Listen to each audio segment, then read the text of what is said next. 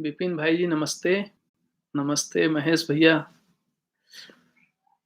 अभी 1 मिनट, अभी 2 मिनट और बाकी है ना समय होने में। तो 1-2 मिनट। सत्य भाई जी नमस्ते। आपको देखकर यहाँ पे बहुत अच्छा लगा।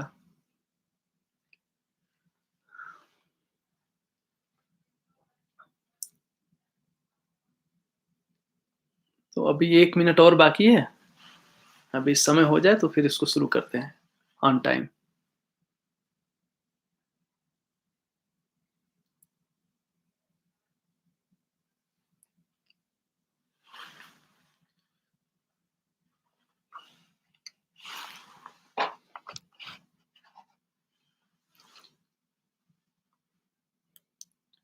बलराज भैया नमस्ते।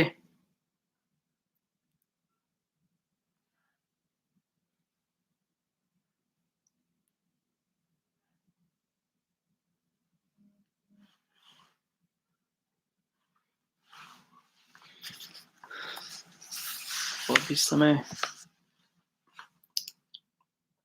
समय हो गया है, हम लोग स्टार्ट कर सकते हैं।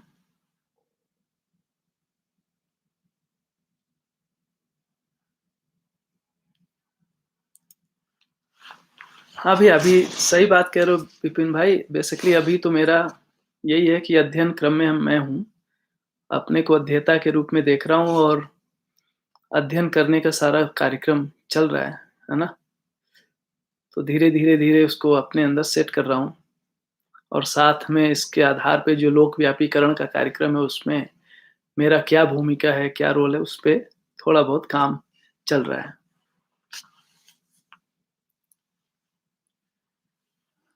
भैया यहाँ पे बहुत अच्छा चल रहा है महेश भैया। और काफी गतिविधियां चल रही हैं। स्पेशली शिक्षा के ऊपर बहुत सारे काम हो रहे हैं। कुछ हम लोग यहाँ पे फिल्म वगैरह बना रहे हैं, साथ में एजुकेशन कंटेंट डेवलप कर रहे हैं, करिकुलम बना रहे हैं। इसी के साथ और बहुत सारे काम, बेसिकली ऑनलाइन प्रेजेंस अपना कैसे बढ़े, इस पे अपन अपन लोग काम कर रहे हैं। राकेश भैया जी को नमस्ते और सभी को नमस्ते। अब हम लोग शुरू कर सकते हैं। एक आपके यहाँ से समय हो गया बिल्कुल। तो पहले फिर से कुछ प्रश्न ले लेते हैं शुरू में और उसके बाद हम लोग चलेंगे। एक प्रश्न है हमारे श्याम वीर भैया सिंह जी का है। क्या प्रत्यावर्तन परावर्तन मुख्य रूप से चैतन्य में ही समझदारी और प्रमाण के अर्थ में है या जड़ प्रकृति में भी है? तो ये जो प्रत्यावर्तन की क्रिया है, स्पेशली उस पर अभी बात करते हैं। जड़ प्रकृति में हमको परावर्तन दिखाई देता है। जैसे अभी मैं बोलता हूं तो हमारी आवाज गई और दीवार से टकराई या अन्य जगहों से टकराई, वापस मेरे पास आती है। आप एक गेंद लेते हैं, गेंद को वापस दीवार पे मारते हैं तो वापस आता है। इसी तरह से आप आईना लेते हैं, अगर आप उस पे प्रकाश दिखाते हैं तो रिफ्लेक्ट होता है। तो परावर्तन की क्रिया हमको जड़ प्रकृति में दिखाई देती है। जो मौलिक बात है इसमें, प्रत्यावर्तन की क्रिया मुख्य बात है जो हमको जड़ प्रकृति में नहीं दिखाई देती है। एक्चुअली प्रत्यावर्तन की क्रिया ही चैतन्यता को बताता है, जीवन की क्रिया को मूल रूप से स्टैब्लिश कर पाता है। तो अभी विज्ञान में प्रत्यावर्तन की क्रिया की ठीक से पहचान नहीं हुई है। प्रत्यावर्तन की क्रिया का क्या मतलब है? मूल्यांकन की क्रिया। तो बेसिकली जब हम परावर्तित होते हैं तो उसका जो मूल्यांकन है वो प्रत्यावर्तन है। तो परावर्तन के मूल्यांकन की क्रिया है प्रत्यावर्तन। और प्रत्यावर्तन में हम देख सकते हैं अलग अलग लेवल पे होता है। भास, आभास, प्रतीति, अनुभूति। तो इस तरह से प्रत्यावर्तन की क्रिया है। मतलब मन जो है वृत्ति वृत्ति चित्त को पहचानता है, चित्त बुद्धि को पहचानता है, बुद्धि आत्मा को पहचानता है, आत्मा व्यापक को पहचानती है। इस क्रिया को प्रत्यावर्तन कह रहे हैं। ये जड़ प्रकृति में नहीं हो सकता है। उदाहरण के रूप में देखें तो जैसे अभी मैं बोल रहा हूं, ये आवाज आप तक पहुंच रही है, ये आवाज इस कमरे में भी है, कमरे में ये आवाज गई, दीवार से टकराई और वापस आई, ये सब हो सकता है। परंतु जब आप तक पहुंच रही है तो आप केवल उसको सुन नहीं रहे, बल्कि उस तुरंत ही शुरू हो जाता है कि हमने क्या कहा, क्यों कहा, कौन कह रहा है, किस कॉन्टेक्स्ट में कह रहे हैं हम। तो ये सारी बातें हम क्या कर रहे हैं, अभी सुनने शब्दों का चयन हुआ, फिर उस पर हमने सोचना शुरू कर दिया। तो एक सोचने का काम शुरू कर दिया, है ना? तो ये क्रिया क्या हुआ, अब एक स्टेप अंदर चली गई। फिर उसपे पहले से हमने कोई मान्यता बना ली है ना? तो उसके हिसाब से फिर हम उस पे और ध्यान देते हैं। फिर हमको इस शब्द का एक नया अर्थ मिलता है तो हम अलग ढंग से देखते हैं। फिर उसको कौन कह रहा है, इस पे भी बात आती है। यही बात जो मैं बोल रहा हूँ, आपका हमारे से संबंध कैसा है?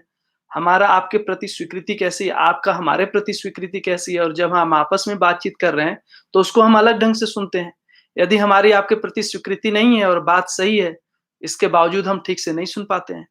यदि स्वीकृति है, तो हम एक अलग अप्रोच से सुनते हैं। तो ये सारी चीज़ें हमको दिखाई देती हैं प्रत्यावर्तन की क्रिया में। तो प्रत्यावर्तन की क्रिया हो रहा है, इससे पता चलता है कि हम जो मानव है, उसके अंदर जीवन नाम की कोई चीज़ है।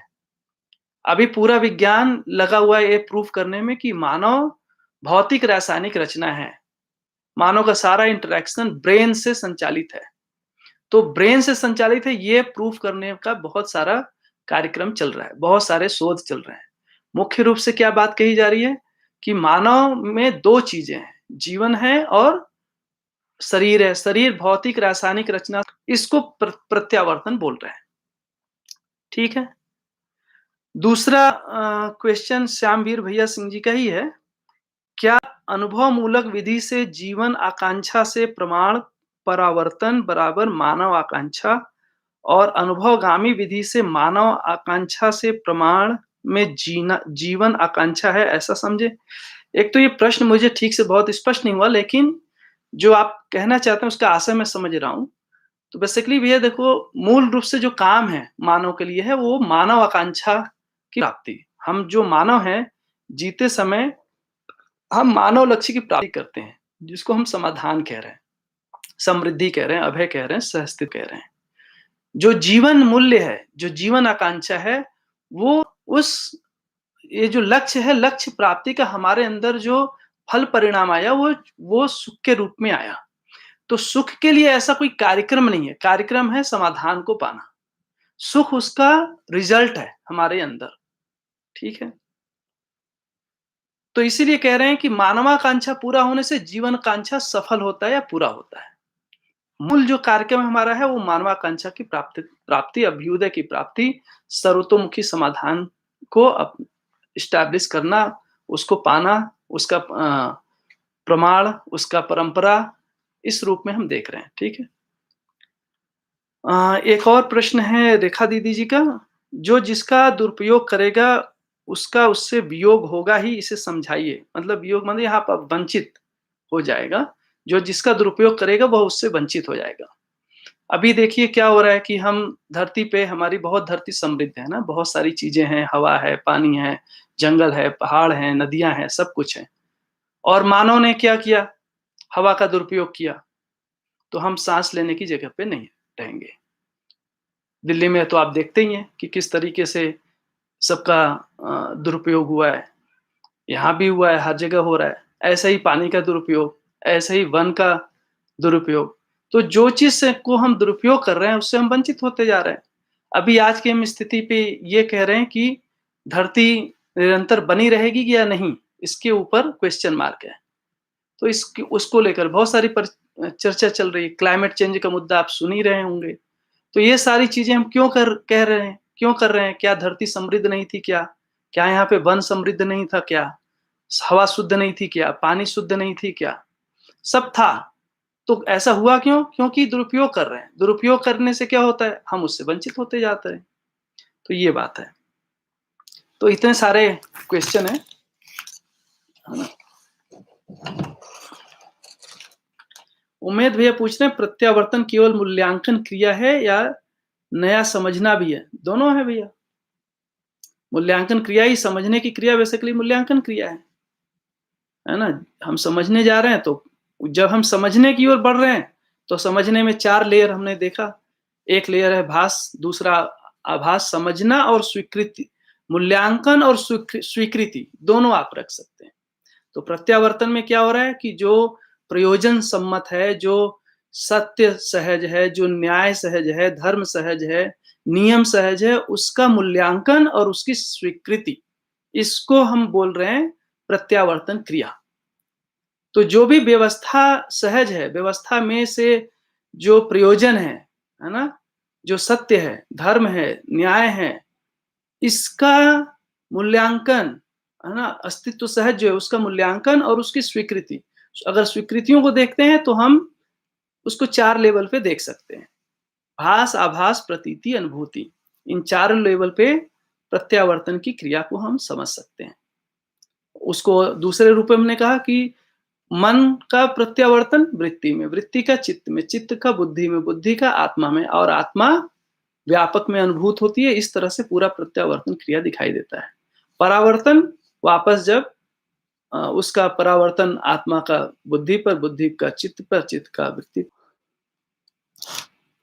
इसमें दिखा रहा है कि your connection is unstable, please wait while we try. थोड़ा सा शायद नेटवर्क प्रॉब्लम था। हाँ, इसमें दिखा रहा। अभी आ गया क्या नेटवर्क?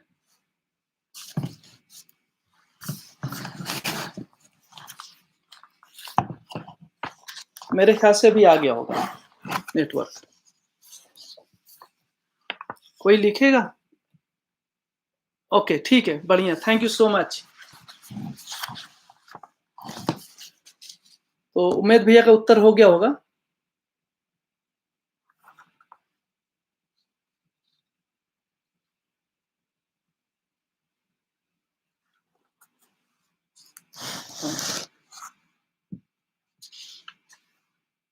ठीक है, तो हम आगे चलते हैं। परावर्तन, प्रत्यावर्तन। तो एक बार थोड़ा सा रिव्यू कर लेते हैं। अनीसा दीदी पूछ रही पेज नंबर ओल्ड बुक। दीदी मेरे पास ओल्ड बुक नहीं है इस समय, और नया बुक ही है। इसको मैं क्या करता हूँ, अगर आप पुराने बुक से भी जाएंगे तो मैं एक एक पेज, जो एक एक पैराग्राफ है ना, उसका अभी मैं एक रिव्यू करता जाऊंगा और आप उसको फॉलो कर लेना। फिर हम लोग जहां से मैं रुकूंगा वहां से फिर आप उसको कर लेना। बेसिकली जब हमारा यहाँ मानव का अध्ययन शुरू होता है ना, वहां से आज मैं शुरू करूंगा। अच्छा, सत्य प्रकाश भारत ने बताया पेज नंबर 161। और जो नई किताब है मैं रिव्यू करने जा रहा हूँ 100 पेज नंबर 115 से, है ना? तो पहली वाली जो बात थी इसमें कि स्थिति, गति, बल, शक्ति के मुद्दे पे छोटे से छोटे, तो इसके पहले वाले चैप्टर में हम लोगों ने स्थिति, गति पे काफी चर्चा किया, बल, शक्ति के बारे में चर्चा किया, और इसमें मूल जो बात थी स्थिति, गति में कि प्रत्येक इकाई स्वयं में व्यवस्था, समग्र व्यवस्था में भागीदारी, और उसका अध्ययन बहुत जरूरी है। क्योंकि जब हम परमाणु का अध्ययन करते हैं तो ही हमको व्यवस्था में विश्वास होता है। अगर हमारा परमाणु का अध्ययन पूरा होता है तो हमने देखा कि जब हम परमाणु का अध्ययन कर रहे हैं तो बहुत सारी चीजें उसमें हमने देखा। एक, परमाणु को मूल इकाई के रूप में, उसमें निहित अंश, उसका प्रभाव क्षेत्र, उसमें जो चुंबकीय बल, बल के साथ जो शक्ति है ना, ध्वनि, ताप, विद्युत के रूप में, उसके साथ उसमें आकर्षण, विकर्षण, प्रत्याकर्षण का बल, उसके अंदर भार, भार को समझने गए थे तो उसमें ऋणाकर्षण, धनाकर्षण, शून्याकर्षण। इस उसी के अध्ययन के साथ साथ हमने देखा कि किस तरीके से ये सारा अध्ययन, हम एक छोटी चीजों का अध्ययन करते हैं उसी के हिसाब से बड़ी, और जैसे जैसे हमारा अध्ययन का विस्तार होता है, हम जो नहीं देख पा रहे हैं, जो बहुत दूर हमारी आकाश गंगा से भी कहीं दूर है, उसका भी हमको एक अनुमान लगता है, और इस तरह से पूरे अस्तित्व में एक व्यवस्था है, इसकी स्वीकृति होती है। और ये जो स्वीकृति है बहुत जरूरी है हमारी, उसका हमने नेक्स्ट लिंक देखा था मन स्वस्थता से। तो मन स्वस्थता के लिए वो अध्ययन जरूरी है। सच्चाई हमको समझ में आए, इसलिए पूरी क्रिया को हम स्थिति, गति के रूप में हमने अध्ययन किया। स्थिति के रूप में हमने बल संपन्नता को, और गति के रूप में हमने शक्ति संपन्नता को देखा। जो बल संपन्नता है वो त्वचा सहित व्यवस्था के रूप में, और जो शक्ति है वो समग्र व्यवस्था में भागीदारी के रूप में देखा। यहाँ तक हम लोगों ने उसके पहले वाले में देखा था। जब हमने इसमें प्रवेश किया तो उसमें जो मुख्य बात है वो है परावर्तन या गति की जो बात कह रहे हैं, वो है गम्य स्थली तक पहुंचना। हम जो भी काम करते हैं किसी एक निश्चित गम्य स्थली तक पहुंचने के लिए कर रहे हैं। तो अभी जब हम परावर्तन, प्रत्यावर्तन का अध्ययन कर रहे हैं तो क्यों कर रहे हैं? किसी एक गम्य स्थली तक पहुंचने के लिए। मानव का जो अल्टीमेट गम्य स्थली है, अगर हम परावर्तन को देखते हैं तो गम्य स्थली है अखंड समाज, सार्वभौम व्यवस्था, परंपरा का बनना, है ना? उस रूप में हम देख रहे हैं फाइनल जगह पे पहुंचना है, वो अखंडता, सार्वभौमता की जगह। यदि हम प्रत्यावर्तन की क्रिया को देखते हैं तो अनुभव तक पहुंचना, सह अस्तित्व में अनुभव होना। तो इस तरह से सह अस्तित्व में जो अनुभव है उसका अगर परावर्तन देखते हैं तो वही बात आती है कि जो 10 सोपानी व्यवस्था है वो और मानव अखंड है, ये पहचान में होना। ये अपने गम्य स्थली की बात हुई। और इस गम्य स्थली तक पहुंचने के लिए जो मुख्य बात है वो है जीवन में परावर्तन प्रत्यावर्तन को पूरी तरह से समझ पाना। ठीक है, दूसरे पैराग्राफ में जब हम लोग गए थे तो वहां पे हमने क्या देखा कि ये जो परावर्तन प्रत्यावर्तन है, उसमें जो परावर्तन है वो समझाने की क्रिया, प्रत्यावर्तन समझने की क्रिया। तो दो काम हो रहे हैं, समझना और समझाना, दोनों के साथ ये परावर्तन प्रत्यावर्तन जुड़ा हुआ है। तो हम समझते हैं और समझाते हैं, समझाते हैं और समझते हैं, इस तरीके से है। और इस समझने समझाने के अर्थ में हमने क्या देखा कि मूल बात क्या है कि हर मानव में समझदारी स्टैब्लिश हो जाए। तो समझदारी के अर्थ में ही सारा हम कार्य कर रहे हैं। ठीक है, समझदारी को अगले तीसरे जब हम पैराग्राफ में जाते हैं तो बता रहे हैं कि समझदारी एक सामान्य घटना है, एक सहज घटना है, एक साधारण घटना है, और हर मानव है ना उसके लिए तृषित है, प्यासित है, हर मानव में उसकी वांछा है, वो चाहता ही है समझदार होना। तो मानव में चाहत है और अस्तित्व में उसकी डिजाइन है, और हमारे सामने आज प्रस्ताव है, इसलिए हम सब समझदार हो सकते हैं। ये वाली बात आई थी। ये समझदारी किस लिए? तो समझदारी का जो मूल बात था वो है फल परिणाम के लिए, एक निश्चित फल परिणाम के लिए। फल को हमने देखा था किस रूप में? मानवाकांक्षा के रूप में, अभ्युदय के रूप में, सर्वतोमुखी समाधान के रूप में, समाधान समृद्धि अभय अस्तित्व के प्रमाण के रूप में हमने देखा था फल। और ये क्यों चाहिए? क्योंकि जो जीवनाकांक्षा है उससे पूरी होती है। तो मानवाकांक्षा पूरा होने से क्या हुआ? जीवनाकांक्षा, सुख शांति संतोष आनंद की प्राप्ति, मन स्वस्थता का प्रमाण। ये मुख्य बात थी, समझदारी से ये निकला। इसके बाद जो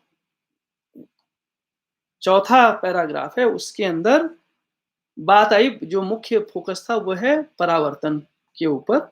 इसमें जो ये क्रिया है उसमें दो मुख्य बात थी। एक तो है ज्ञान विवेक विज्ञान संपन्नता, इसको इसमें हाईलाइट किया गया था।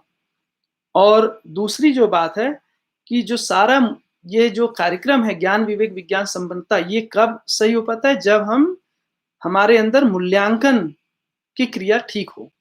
मूल्यांकन की क्रिया पे हाईलाइट था उस वाले पैराग्राफ में। और मूल्यांकन का आधार क्या होगा? मानव में मूल्यांकन का क्या आधार है?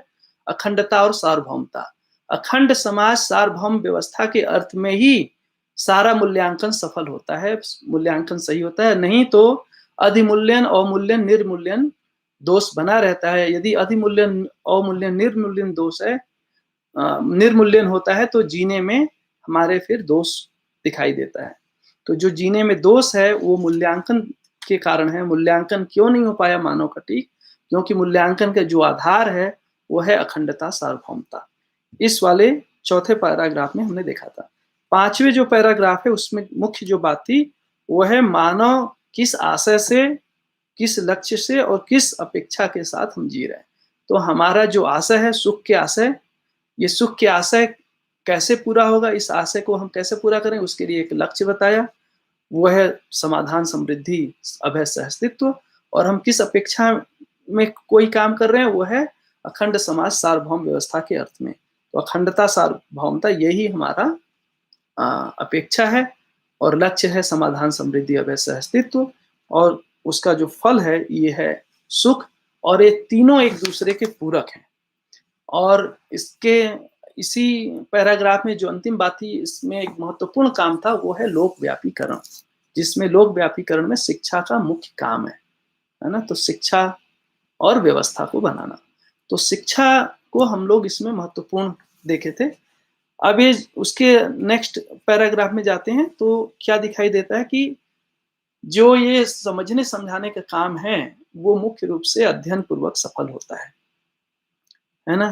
तो अध्ययन के महत्व को उसमें बताया है ना, और अध्ययन के लिए जीने के भी महत्व को बताया। दोनों बातें उसमें बात आई थी। उसके बाद जो नेक्स्ट पैराग्राफ है उसके अंदर लगभग वही बात है, जीने के अर्थ में, है ना, कार्य, लक्ष्य और प्रयोजन प्रमाण होना, उसकी निरंतरता बने रहना ही जीने का तात्पर्य। उसमें जीने की बात क्या है, जीने का मतलब, उसको उसमें हाईलाइट किया था कि किस तरह से कार्य, लक्ष्य और प्रयोजन प्रमाण होना और उसकी निरंतरता होना, ये जीवन जीने का पूरा फैलाव है। इसके बाद जो नेक्स्ट पैराग्राफ था उसके अंदर मेन जो हाईलाइट है कि वो है विज्ञान, विवेक, विज्ञान संपन्नता, है ना। तो प्रत्यावर्तन, परावर्तन, इसका जो है दोनों के रूप में देखते हैं। तो जो प्रत्यावर्तन का अंतिम उपलब्धि वो ज्ञान, विवेक, विज्ञान संपन्नता, और जो परावर्तन है वो कार्य, व्यवहार, व्यवस्था में भागीदारी। तो ये मुख्य बात थी उसके अंदर कि कैसे एक मानव मानव में ज्ञान, विवेक, विज्ञान संपन्नता हो और मानव किस प्रकार से कार्य, व्यवहार, व्यवस्था में भागीदारी कर पाए, ये उसके बाद वाले पैराग्राफ में था। इसके बाद बात आती है अध्ययन का। तो अध्ययन को उन्होंने किस तरह से दो तरीके से बताया, है ना। एक तो बताया कि जब हम अध्ययन कर रहे हैं तो हम अनुभवगामी विधि से अध्ययन कर रहे हैं, और जब हम प्रमाण की बात कर रहे हैं तो अनुभव मूलक विधि से प्रमाण की बात कर रहे हैं। इसमें दो बातें मुख्य थी। और उसके बाद बात हुई कि अभी तक फिर हम अध्ययन क्यों नहीं कर पाए, अध्ययन परंपरा में क्यों नहीं हुआ, है ना। तो ये बात हुई कि अध्ययन परंपरा में भौतिकवाद के, स्पेशली भौतिकवाद का उसमें नाम लिया था। हम लोग कर्म दर्शन पढ़ रहे हैं, तो मूल जो बात है इसमें मानव का अध्ययन नहीं हुआ। हम लोग पदार्थ का अध्ययन किए, है ना, ईश्वर केंद्रित अध्ययन हुआ, मानव का अध्ययन नहीं हुआ। मानव के अध्ययन ना होने के कारण ही समझदारी नाम की जो चीज है वो मानव के हाथ नहीं लगी। ज्ञान, विवेक, विज्ञान संपन्नता नहीं हुई, और ज्ञान, विवेक, विज्ञान संपन्न मानव नहीं हुआ, इसलिए जो जीने में सारे तकलीफें हमारी आई। मतलब हम कार्य व्यवस्था और कार्य व्यवहार व्यवस्था का प्रमाण हमको नहीं मिला। उसी जहां हम देख रहे हैं कि मानव का अध्ययन नहीं हुआ, उसमें फिर मानव क्या है इसकी बात, मानव की आवश्यकता, उसकी पूर्ति कैसे होगी, और फिर प्रारब्ध की एक चर्चा ही थी कि किस तरह से मानव का पूरा बनावट है। तो मानव, इसमें मूल जो बात है कि मानव में दो चीजें हैं, एक तो है भौतिक रासायनिक रचना से बना हुआ शरीर, और दूसरा है जीवन। इन दोनों के सहअस्तित्व में मानव है और इसका अध्ययन नहीं हुआ। इसमें मूल रूप से जो है जीवन का अध्ययन नहीं हुआ। ये उस चैप्टर में था। और इसी चैप्टर में फिर इसी पैराग्राफ में आगे जिस तरीके से हम जाते हैं, तो उसमें फिर मनाकार को साकार करना, मनस्वस्थता वाली बात थी। तो मनाकार को साकार करने के क्रम में मानव ने आहार, आवास, अलंकार, दूरदर्शन, दूरगमन, दूरश्रवण, ये सारी चीजें बना लिया। मनस्वस्थता वाला भाग अभी खाली है ना, ये वाली बात थी। अब यहाँ के बाद हम लोग, यहाँ तक हम लोगों ने किया था कल। आज हम चलते हैं उसके आगे। अब हम आगे अपनी बात बढ़ाते हैं। तो जो अगला है, मानव के बाद क्या बात आती है नेक्स्ट पैराग्राफ में, स्वाभाविक रूप से परिवार। तो जब मानव का हमारा अध्ययन हुआ, अब इसके बाद हम लोग परिवार का अध्ययन करने जा रहे हैं। अगले पैराग्राफ में परिवार के ऊपर चर्चा है। जागृत मानव परंपरा में वस्तुओं का उपयोग, सदुपयोग, प्रयोजनशील विधियां निष्पन्न होती हैं और प्रमाणित होती हैं। तो जागृत मानव में जो तीन चीजें दिखा, जो भी वस्तुएं हैं उसका उपयोग होना, सदुपयोग होना और प्रयोजनशील होना। तो उपयोग परिवार की सीमा में, है ना, सदुपयोग अगर कहते हैं तो समाज के अर्थ में, और प्रयोजनशीलता व्यवस्था के अर्थ में। उसको और प्रिसाइजली कह सकते हो, जो अखंडता के अर्थ में और सार्वभौम व्यवस्था के अर्थ में।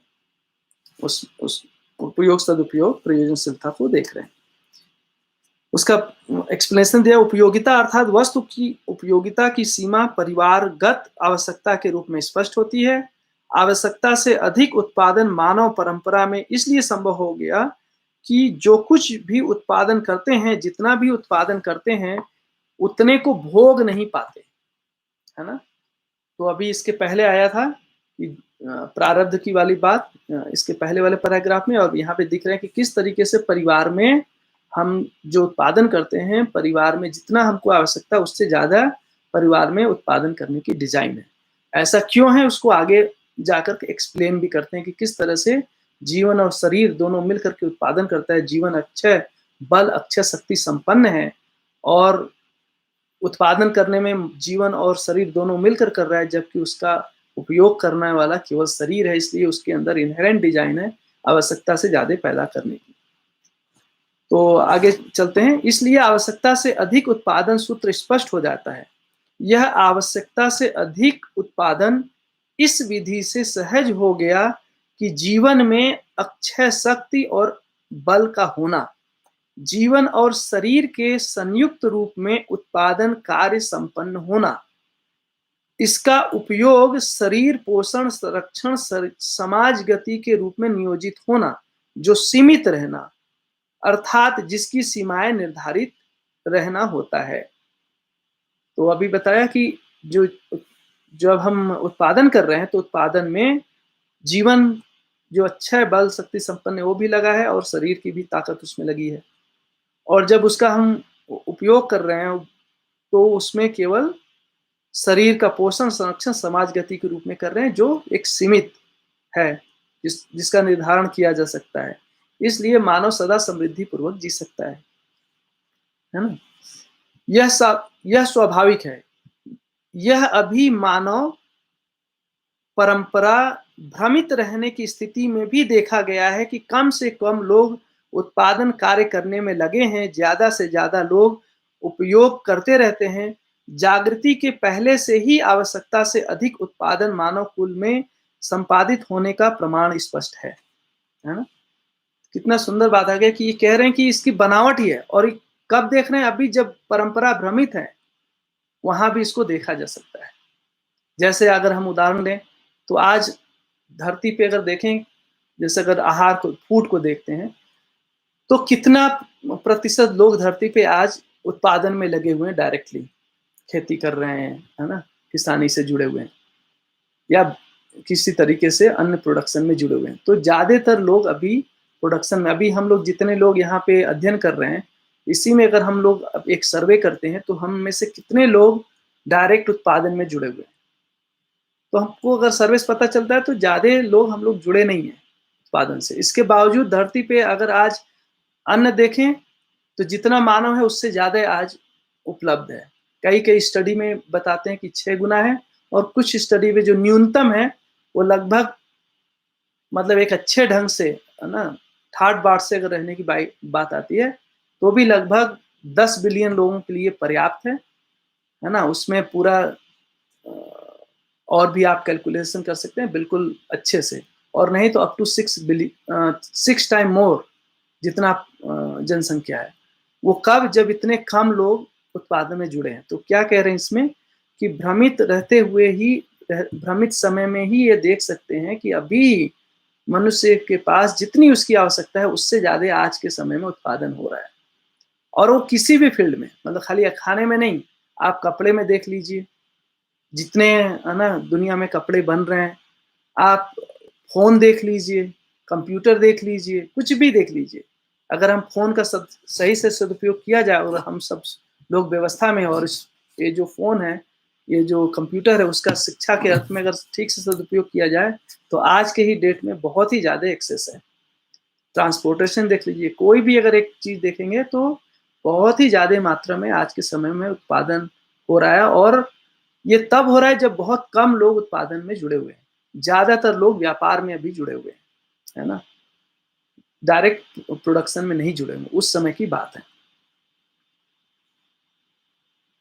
ऐसा होते हुए, मतलब अगर इतना ज्यादा है उत्पादन, है ना, तो फिर ऐसा होते हुए फिर ऐसा होते हुए भी भटकने का कारण एक ही है।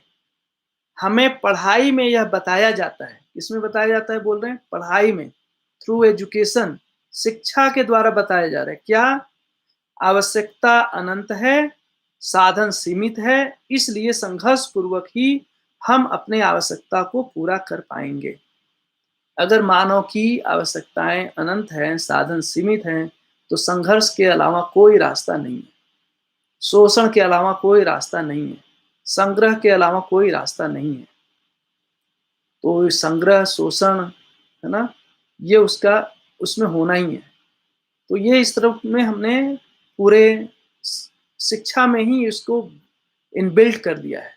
और जो लोग इकोनॉमिक्स नहीं पढ़ रहे हैं, ऐसा नहीं है कि उन्हीं के लिए, जो लोग अर्थशास्त्र की पढ़ाई करते हैं, जो अर्थशास्त्र की पढ़ाई नहीं कर रहे हैं, उनके अंदर भी यही मान्यता बैठी हुई है।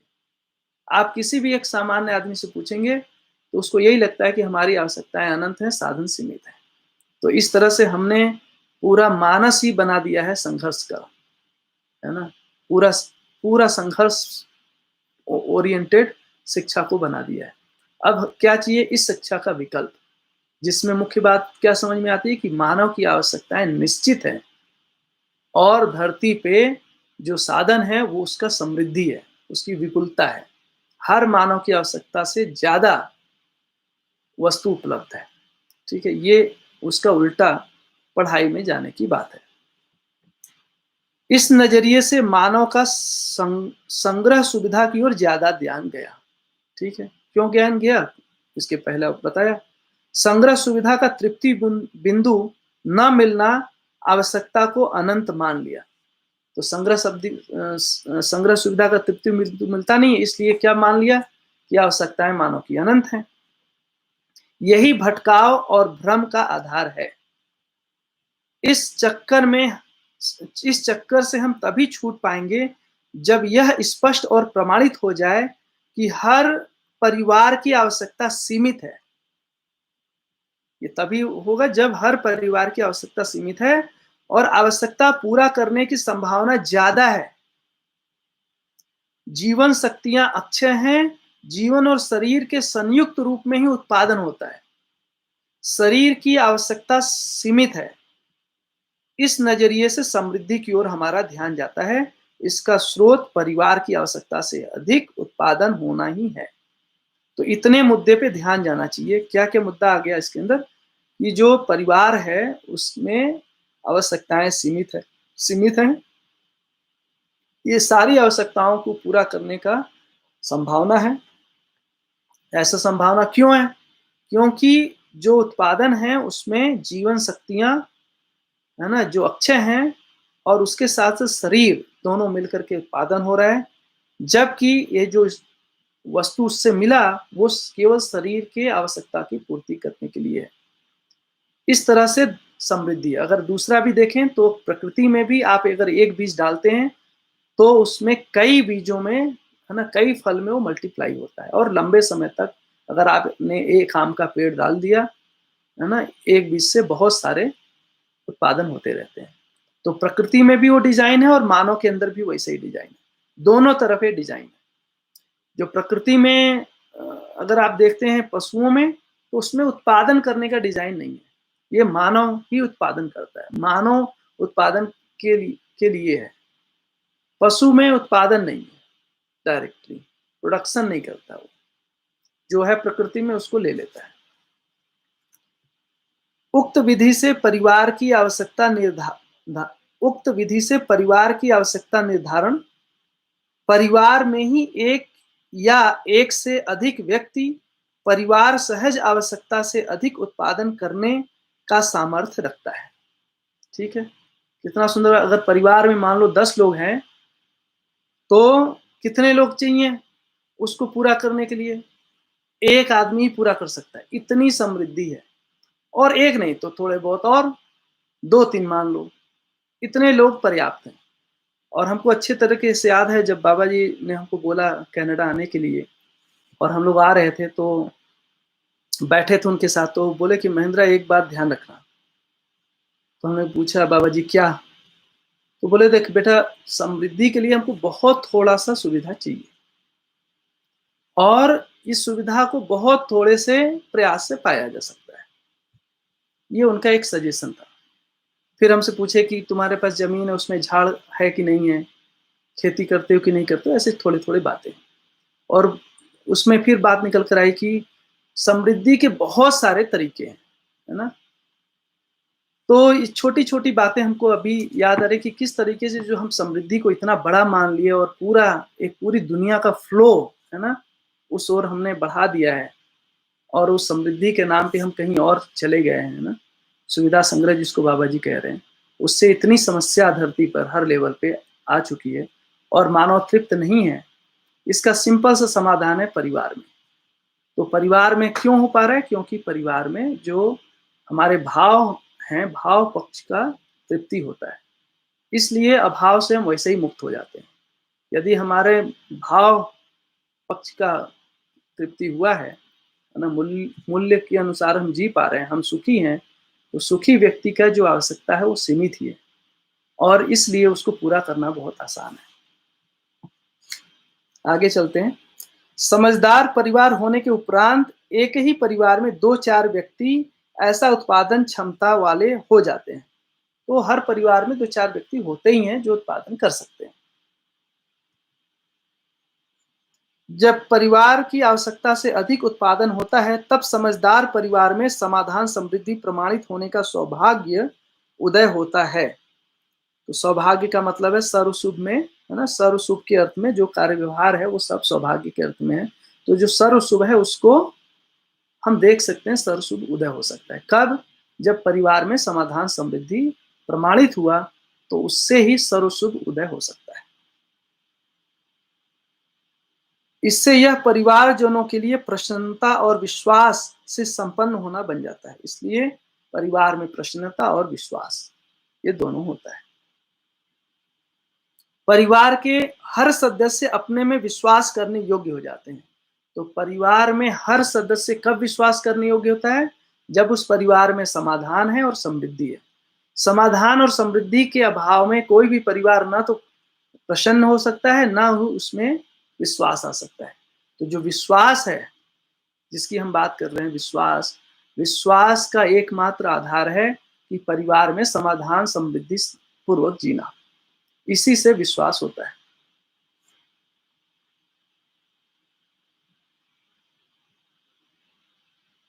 स्वयं में विश्वास होने से श्रेष्ठता का सम्मान होता है ना? अगर स्वयं में विश्वास है तब श्रेष्ठता का सही सही पहचान हो जा पाता है, श्रेष्ठता का सही मूल्यांकन हो पाता है, श्रेष्ठता का सम्मान हो पाता है। और श्रेष्ठता को हमने किस रूप में देखा? श्रेष्ठता को हम मूल रूप से चेतना के स्तर पे देख रहे हैं।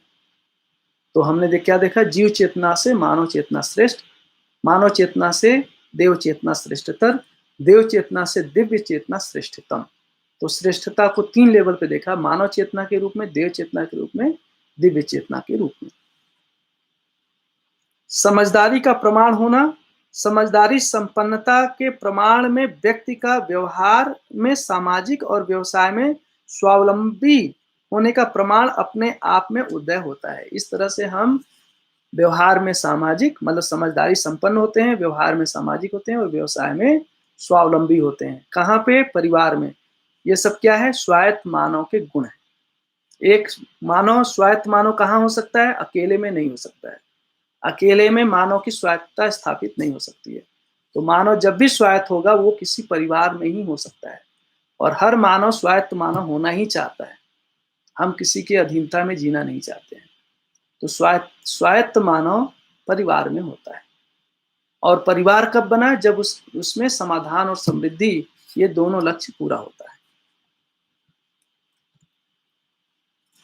ऐसी उदयशीलता मानव के ज्ञानावस्था की इकाई होने का फलन है। ये क्यों हो पा रहा है मानव स्वायत्त? क्योंकि मानव ज्ञानावस्था की इकाई है और ज्ञानावस्था की इकाई का जो फल है यही है कि हम मानव स्वायत्त मानव हो सकते हैं। स्वायत्त मानव का मतलब है हम स्वयं में विश्वास, श्रेष्ठता का सम्मान, प्रतिभा और व्यक्तित्व में संतुलन, व्यवहार में सामाजिक और व्यवसाय में स्वावलंबी। ये पांचों मानवीय सद्गुणों से हम सब संपन्न हो सकते हैं। सह अस्तित्व रूपी अस्तित्व निरंतर है। तो क्या कह रहे हैं अब आगे? कि सह अस्तित्व रूपी अस्तित्व निरंतर है, इसलिए दर्शन ज्ञान निरंतर है। अस्तित्व निरंतर है, इसलिए दर्शन ज्ञान निरंतर है। जीवन निरंतर है, इसलिए जीवन ज्ञान निरंतर है। मानवीय आवश्यकता निरंतर है, इसलिए मानवीय आवश्यकता ज्ञान भी निरंतर है। इन्हीं ज्ञान राशि के आधार पर विवेक संपन्न विज्ञान, विज्ञान संपन्न विवेक विधि से जीवन लक्ष्य और मानव लक्ष्य प्रमाणित होने की विधि का निश्चयन करना ही संपूर्ण सहअस्तित्ववादी प्रबंध शास्त्र, विचार और दर्शन है। यही अस्तित्व मूलक मानव केंद्रित चिंतन ज्ञान मध्यस्थ दर्शन है। तो अब इसी को पूरा करने के लिए, इसी के अर्थ में विवेक संपन्न विज्ञान और विज्ञान संपन्न विवेक, इससे क्या होता है कि मानव लक्ष्य प्रमाणित होता है, इससे जीवन लक्ष्य जो है, जीवन लक्ष्य पूरा होता है। इसका निश्चय किस तरह से कर रहे हैं? वो है सह अस्तित्ववादी, जितने भी बाबा जी ने वाङ्मय लिखा है। सह अस्तित्ववादी वाङ्मय में 4 मोटे भाग हैं। एक तो है प्रबंध। प्रबंध किसको कह रहे हैं? संविधान। जो हमारा संविधान है, मानवीय आचार संहिता रूपी संविधान, वो है प्रबंध। शास्त्र, विचार मतलब वाद, और दर्शन। सो दर्शन, वाद, शास्त्र और संविधान, इस अर्थ में ये चारों भाग में हमारा पूरा पूरा जो ज्ञान पक्ष है वो पूरा होता है। जो विवेक है, विज्ञान की बात है, ये पूरा संपन्नता होता है उससे। और यही क्या है? अस्तित्व मूलक मानव केंद्रित चिंतन ज्ञान या मध्यस्थ दर्शन, इसी को मध्यस्थ दर्शन बोल रहे हैं।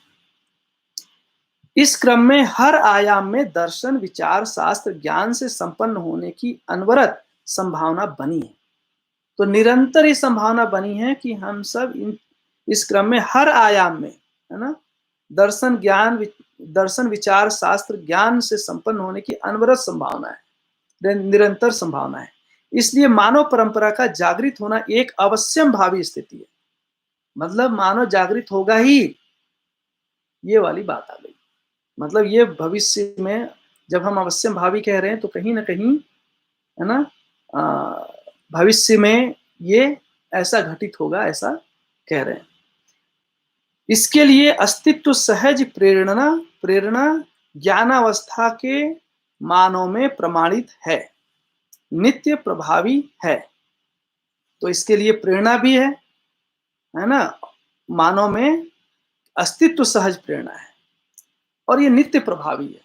हर मानव ऐसा चाहता ही है, हर मानव समझदारी को चाहता ही है, हर मानव अपने को समझदारी मानता है। भले ही वो समझदार ना हो, फिर भी किसी भी अवस्था में वो अपने को समझदार मानता है, क्योंकि आदमी नासमझ है, वो उसको स्वीकार नहीं है।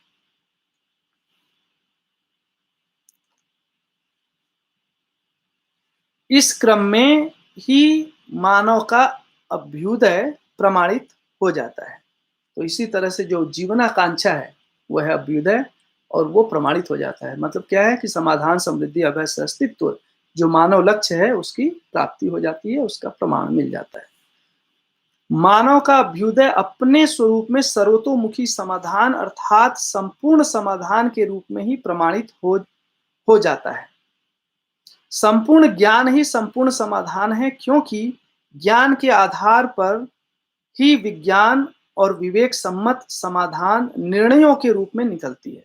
तो ज्ञान के आधार पर ही विज्ञान और विवेक सम्मत समाधान निर्णयों के आधार पर निकलती है ना। यह अजस्र क्रिया है, अनवरत, सदा सदा क्रिया है। यह अजस्र है, अनवरत है, सदा सदा है, ऐसा बना हुआ है ना। तो इस तरह से इसमें समाधान, अभ्युदय, समाधान, सहज एक निरंतरता है इस पूरे कार्यक्रम में। यहां तक हमारा परिवार का बात पूरा हो गया। अभी तक जो बात हुई, पहले मानव की बात पूरी हुई, और यहाँ पे आकर के परिवार की बात पूरी हुई। अब इस परिवार से जुड़ा हुआ नेक्स्ट जो बात आती है वो है समाज। तो आगे हम लोग अब समाज का अध्ययन करने जा रहे हैं कि किस तरह से ये जो बात अभी तक कही गई, इसका समाज से कैसे लिंक है। इसमें शायद कुछ क्वेश्चन आंसर भी लगता है कि लोगों ने किया है। तो मैं क्या करता हूं कि पूरा चैप्टर हो जाता है तो अंत में क्वेश्चन आंसर को लेता हूं।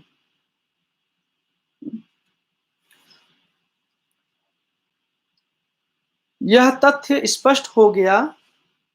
तो परिवार पूरा हो गया, अब समाज की तरफ आगे बढ़ रहे हैं अगले पैराग्राफ में। यह तथ्य स्पष्ट हो गया कि मानव समझ के आधार पर परावर्तन होने के क्रम में अनुभव प्रमाणों को प्रस्तुत करता है, जिसके फलन में जीवनाकांक्षा, महत्वाकांक्षा प्रमाणित होना स्पष्ट है। ठीक है, तो उसी के फल में परावर्तन होने के क्रम में, है ना, अपने अनुभवों के प्रमाणों को प्रस्तुत करता है। उस क्रम में क्या बात निकल कर आई, क्या चीज स्पष्ट हुआ? जीवनाकांक्षा और मानवाकांक्षा, ये दोनों प्रमाणित हुआ। इंटरनेट चल रहा है होपफुली।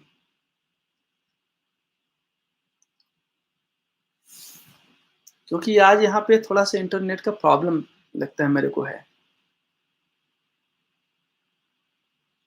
शायद चल ही रहा होगा।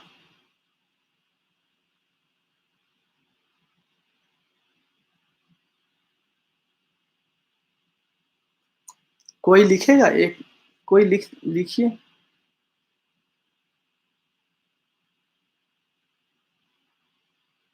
ठीक है, ठीक है। बढ़िया, बढ़िया। Thank you so much Vipin भाई जी। चल रहा है। इसके साथ यह भी स्पष्ट होता है कि अनुभव मूलक विधि से समझे हुए को समझाने, सीखे हुए को सिखाने, किए हुए को कराने की विधियां अनुभव मूलक परावर्तन से सार्थक होती है। इसी क्रम में जो कुछ भी मानव का उत्पादन है, वह उसका परिवार की सीमा में उपयोग, समाज के अर्थ में सदुपयोग और सार्वभौम व्यवस्था के अर्थ में प्रयोजनशील होना इंगित हो चुका है। यह भी इंगित हुआ है कि मानव की आवश्यकताएं शरीर पोषण, संरक्षण, समाज गति की सीमा में है। समाज गति अपने में अखंड समाज और सार्वभौम व्यवस्था का संयुक्त गति है। अखंड समाज अपने अपने में पहले से सुस्पष्ट हो चुका है। तो जो हमारे परिवार में जो उत्पादन हुआ, तो वो जो उत्पादन हुआ, उत्पादन चूंकि परिवार में क्या हमने देखा कि परिवार में एक समृद्धि है, जो आवश्यकता है उससे अधिक उत्पादन हुआ, तो जो शेष है उसका हम क्या करेंगे, सदुपयोग। सदुपयोग मतलब उसको हम अखंड समाज के अर्थ में, शिक्षा के अर्थ में उसका नियोजन। और दूसरा क्या है, उसका प्रयोजनशीलता, सार्वभौम व्यवस्था के अर्थ में उसका नियोजन। इस तरह से हम देखते हैं कि परिवार में ही उपयोग, सदुपयोग और प्रयोजनशीलता तीनों रूपों में हर परिवार अपने जो भी भौतिक चीजें हैं उसको उसका नियोजन करता है। और इस तरह से एक परिवार दूसरे परिवार आपस में जुड़ करके एक समाज और अखंड अखंड अखंडता तक और उसके साथ फिर सार्वभौम व्यवस्था तक पहुंचते हैं। अगले पैराग्राफ में हम लोग समाज से फिर व्यवस्था की ओर जा रहे हैं। सभी परिवार समाधान, समृद्धि, संपन्नता के उपरांत वस्तुओं को कहाँ नियोजित करेंगे, यह प्रश्न समान रूप में उदय होता ही है। इसमें इसमें यह इस प्रकार से अनुभव किया गया है कि मानव परिवार में समाधान, समृद्धि संपन्न होने के उपरांत उपकार प्रवृत्ति उदय होती है। तो उपकार प्रवृत्ति तभी उदय होती है जब परिवार में समाधान, समृद्धि इस्टेब्लिश हो गया। समाधान, समृद्धि की उपलब्धि के बाद ही उपकार करना बनता है। और उपकार को कैसे हमने देखा, समझे हुए को, जो भी हम समझे रहते हैं उसको समझाने के रूप में, सीखे हुए को सिखाने के रूप में और किए हुए को कराने के रूप में हमने उपकार को देखा। समझदार परिवार का जन प्रतिनिधि ही समग्र व्यवस्था में भागीदारी करेगा। तो समग्र व्यवस्था में भागीदारी कौन करेगा, उसके लिए उन्होंने जो क्राइटेरिया दिया है, समझदार परिवार का जन प्रतिनिधि। समाज गति के लिए जो कुछ भी वस्तुएं नियोजित होती हैं, ये सब समृद्ध परिवार से ही प्रदत्त रहता है। तो जो समाज गति है उसके लिए जो कुछ भी है ना, सोसाइटल प्रोग्रेस जो है उसके लिए जो कुछ भी वस्तुएं चाहिए वो कहाँ से नियोजित होती हैं, वो है समृद्ध परिवार से। वही उसको प्रदान करता है, समृद्ध परिवार ही प्रदान करेगा। अभी हम लोग क्या करते हैं, एक कम से कम कनाडा में और बाकी जगह तो ये देख ही सकते हैं कि हम सुबह उठ जाते हैं, हम लोग काम पे जाते हैं, गाड़ी स्टार्ट किए, काम पर गए। काम पर गए किस लिए गए, भाई पैसा कमाने गए। तो अभी हम समाज में जा रहे हैं, किस लिए जा रहे हैं, समाज में इसलिए जा रहे हैं कि वहां से हम कुछ लेकर अपने घर ले आएंगे। तो अभी हम सभी सब घर से, है ना, कोई अकेला रहता हो, साथ में रहता हो, हर आदमी समाज में जा रहा है ना, वहां से कुछ लेकर अपने घर में ले आने के लिए। अभी यहाँ क्या उसके उल्टी बात कर रहे हैं, यहाँ घर में पैदा होता है और समाज में वो कुछ देने के लिए जा रहा है, समाज में वो देता है, समाज से लेने के लिए नहीं जा रहा है। क्यों, क्योंकि ये समृद्धि जो है परिवार में है, तो परिवार अब देने की जगह पे खड़ा हो गया। किसको, उत्पादित वस्तुओं को। पैसे को नहीं। पैसा का लेना देना अभी तो चल रहा है, लेकिन जो वस्तुएं हैं वो मनुष्य को मूल रूप से चाहिए, पेपर मनी नहीं चाहिए। तो वस्तुएं परिवार में उत्पादित होंगी और आवश्यकता से अधिक होंगी। अपनी आवश्यकता जितनी हो उतना उसका पूरा हो गया, जो शेष है उसका सदुपयोग होना, शिक्षा और समाज के लिए लगाना और उसका प्रयोजनशीलता सार्वभौम व्यवस्था के अर्थ में लगाना। इस तरीके से व्यवस्था बनेगा। यहाँ तक हर हालत में अर्थात कितने भी जागृत होने के उपरांत भी नियोजन होता ही है। तो यहाँ तक नियोजन होगा ही। इस प्रकार समाज गति के साथ ही व्यवस्था को मानव प्रमाणित कर पाते हैं। तो इसी प्रकार से ये जो सोसाइटल प्रोग्रेस है, ये प्रोग्रेस होने के साथ ही व्यवस्था प्रमाणित होगी। अगर ऐसा नहीं है तो व्यवस्था प्रमाणित नहीं हो सकती है। व्यवस्था में भागीदारी करता हुआ एक जनप्रतिनिधि किसी परिवार का ही रहेगा। अब क्या कह रहे हैं कि जो व्यवस्था में भागीदारी करता हुआ जनप्रतिनिधि कहाँ का होगा? कोई परिवार का होगा। तो परिवार से जनप्रतिनिधि चुने जाएंगे, ये मुख्य बात है। तो परिवार से जनप्रतिनिधि चुने जाएंगे और जो जनप्रतिनिधि है उनके शरीर का पोषण, संरक्षण और समाज गति के लिए जितने भी वस्तुएं चाहिए वह सब समझदार समृद्ध परिवार द्वारा प्रदत्त रहेगा। तो उनके खाने पीने का सारा प्रबंध, उनकी जो भी आवश्यकता है उसका सारा प्रबंध कहाँ से होगा? परिवार से होगा। अभी क्या हो रहा है? हम व्यवस्था में इसलिए जा रहे हैं, बहुत जगह तो ऐसा होगा कि अच्छा इनकम है, एक फिक्स्ड इनकम, और उसका इनकम बढ़ता ही जा रहा है। तो अभी इस वाले व्यवस्था में हम व्यवस्था से कोई कमाई नहीं कर रहे हैं, हम व्यवस्था में अपना नियोजन कर रहे हैं, व्यवस्था में लगाते हैं। ये एक अगेन अलग ढंग से व्यवस्था को देखने का प्रयास है। तो ही समाज आगे बढ़ेगा, नहीं तो समाज आगे नहीं बढ़ सकता है। इस प्रकार हर परिवार से समाज गति में भागीदारी, योगदान और वस्तुओं का उपयोग, सदुपयोग, प्रयोजन अपने आप में सुनिश्चित रहता है। इसी स्थिति गति में वैभवित जागृत मानव परंपरा के रूप में होना पाया जाता है। तो इस तरह से जागृत, इस क्या बोल रहे हैं कि इसी स्थिति गति में, तो अब यहाँ पे फिर से स्थिति गति की बात आ गई। और आपको याद ही होगा स्थिति गति की हम बात कर रहे हैं तो क्या कह रहे थे कि स्थिति का मतलब है स्वयं में व्यवस्था और समग्र व्यवस्था में भागीदारी। इस तरह से परिवार में मानव जो है मानवत्व सहित व्यवस्था और समग्र व्यवस्था में भागीदारी कर पाता है। तो ही हम इस अब पूरा यहाँ पे जो स्थिति गति को हम लोगों ने शुरू किया था, यहाँ पे आकर वो बात पूरी हो पाती है, किस तरह से स्थिति गति की जो पूर्णता है यहाँ पे आगे है। अभी यहाँ तक हम लोगों ने अब व्यवस्था की बात कर ली। तो सबसे पहले हमने मानव का अध्ययन किया, फिर परिवार में देखा और उसके बाद समाज और फिर व्यवस्था। अब आगे हम लोग चल रहे हैं व्यवस्था से फिर परंपरा की ओर।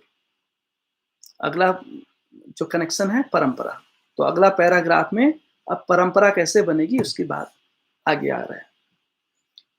जागृत मानव सहज परावर्तन प्रत्यावर्तन क्रियाकलाप विधा में कुछ मुद्दों पर अध्ययन करने की आवश्यकता को अनुभव करते हुए प्रस्तुत किया गया। तो क्या करें? जागृत मानव सहज परावर्तन प्रत्यावर्तन क्रियाकलाप विधा में कुछ मुद्दों पर अध्ययन करने की आवश्यकता को अनुभव करते हुए प्रस्तुत किया गया। तो उस रूप में सारे बात प्रस्तुत है। परावर्तन प्रत्यावर्तन क्रियाओं का मूल आशय हर मानव अर्थात हर नर नारी में स्वस्थ, सुंदर, सुखद, सौभाग्य संपन्नता पूर्वक जागृति का प्रमाण प्रस्तुत करने के अर्थ में पहचाना गया। तो हर नर नारी एक स्वस्थ, सुंदर है ना, सुंदर वही है जो प्रयोजन के अर्थ में सब सुंदर हैं, और सुखद, सुखद का मतलब है जो मानव लक्ष्य है, समाधान, समृद्धि, अभय, सहअस्तित्व, तो उसका प्रमाण, उसका परंपरा, वो सारा सुखद। सौभाग्य, जो भी सर्व सुख के अर्थ में हम कार्य व्यवहार करते हैं सभी सौभाग्य का बात है। तो ये संपन्नता पूर्वक जागृति का प्रमाण प्रस्तुत करने के अर्थ में पहचाना गया है। परम सौभाग्य को हर मानव में जागृति, समझ, ज्ञान विज्ञान विवेक के रूप में पहचान होना एक सहज क्रिया है। ठीक है? तो परम सौभाग्य को किस रूप में? जागृत मानव में जागृति, समझ, ज्ञान, विज्ञान, विवेक के रूप में पहचान होना। सुखद स्थिति गति का प्रमाण समाधान, समृद्धि पूर्वक परस्पर पहचान होना, है ना? विश्वास होना पाया जाता है। सुखी होने का विश्वास भी समाधान समृद्धि के आधार पर ही हो पाता है। मैं सुखी हूं, आप कैसे कहेंगे भाई मैं सुखी हूं? तो ये जो मैं सुखी हूं, इसका विश्वास कैसे होगा? तो इसका विश्वास तभी होगा कि मैं सुखी हूं, ये मेरे में विश्वास तब आता है जब मैं समाधान समृद्धि के आधार पर जी रहा होता हूं। यदि समाधान समृद्धि नहीं है तो मैं सुखी हूं, इसका विश्वास नहीं हो सकता है मानव में।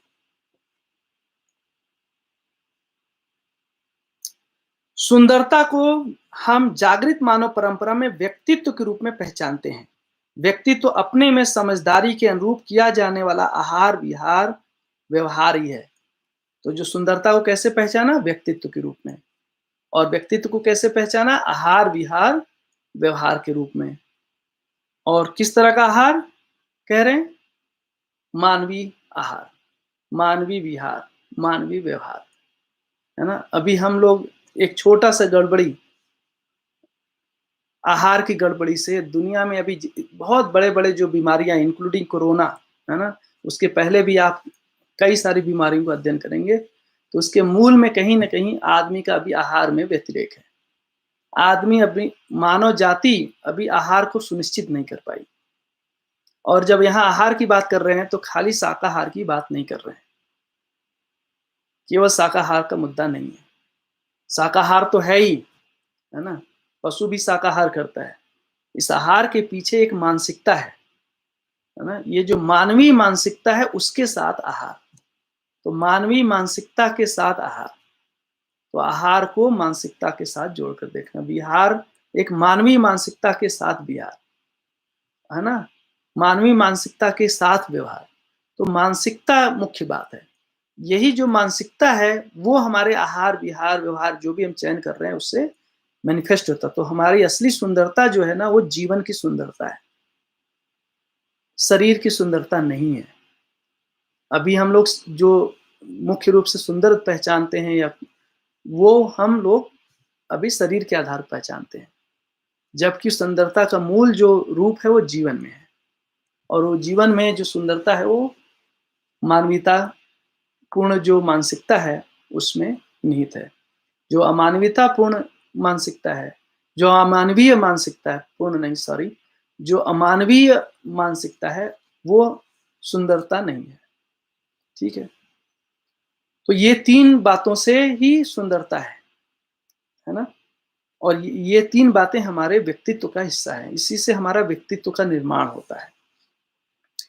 व्यवहार सेवन से संबंध मूल्य मूल्यांकन उभय तृप्ति सहित संबंधों का सेवन होता है। तो व्यवहार सेवन से क्या होता है? व्यवहार सेवन से संबंध मूल्य मूल्यांकन उभय तृप्ति सहित संबंधों का सेवन होता है ना? संबंधों का जो है आस्वादन, संबंधों में हम निर्वाह करना, संबंधों में जी पाना, ऐसा हो पाता है। ऐसे सेवन में सेव्यता और सेविकीयता दोनों समाया रहता है ना? तो ऐसे सेवन में क्या है? सेव्यता भी है और सेविकीयता भी है। तो सेव्यता क्या है? जो व्यवहार के लिए आवश्यक जो चीजें हैं वो सेव्यता, है ना? जो भी उसमें संबंध मूल्य भाव वो, और सेविकीयता ये जो व्यवहार करने की क्रिया, दोनों इसके साथ शामिल हैं। दोनों के साथ ही व्यवहार हो पाता है।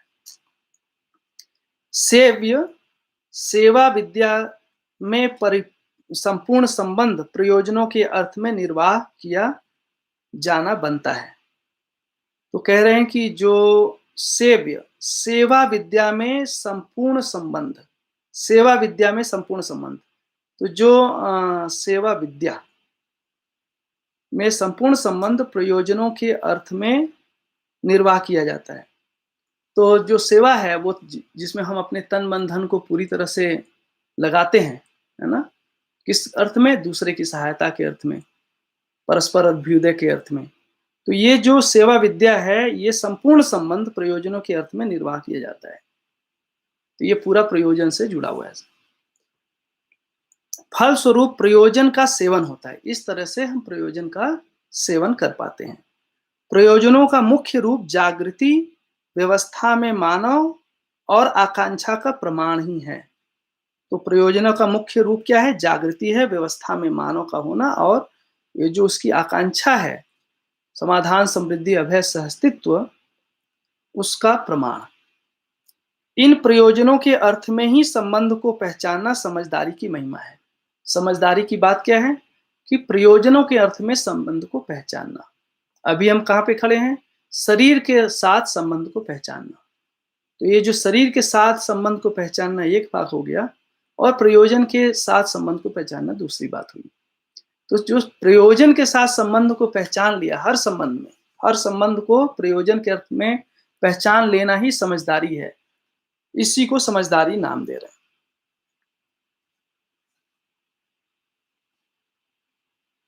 मानव में कल्पनाशीलता, कर्म स्वतंत्रता से समझदारी, ईमानदारी और भागीदारी पर्यंत जो अध्ययन, प्रयोग और प्रमाण वैभव है, केवल मानव में ही प्रमाणित होता है। तो कल्पनाशीलता और कर्म स्वतंत्रता से क्या? समझदारी, ईमानदारी और भागीदारी पर्यंत जो अध्ययन, प्रयोग और प्रमाण वैभव है, केवल मानव में ही प्रमाणित होता है। तो समझदारी का मतलब क्या है? ज्ञान, विवेक, विज्ञान संपन्नता, है ना? ईमानदारी का मतलब हो गया इसमें उस जो ज्ञान विवेक है उसके साथ निर्णय ले पाना, सही निश्चयन कर पाना, है ना? और फिर भागीदारी की बात आती है, इसमें जो हमारा दायित्व है, कर्तव्य है, उसको पहचान पाना, उसका वहन कर पाना, उसका निर्वहन कर पाना। तो इस रूप में हम देखते हैं कि हमारा अध्ययन, प्रयोग और प्रमाण का वैभव है। केवल मानव में ही प्रमाणित होता है। ये कहाँ प्रमाणित होता है? ये समझदारी, ईमानदारी, जिम्मेदारी, भागीदारी, वो केवल मानव में ही प्रमाणित होता है। यह सर्व मानव में से के लिए समान है, और ये सभी मानव में से के लिए समान है। चाहे छोटा हो, बड़ा हो, दुर्बल हो, पतला हो, गोरा हो, काला हो, धरती के किसी भी अंगभूत देश में हो, काल में हो, सभी मानव में समझदारी की संभावना, उपलब्धि की संभावना, समीचीनता समान है।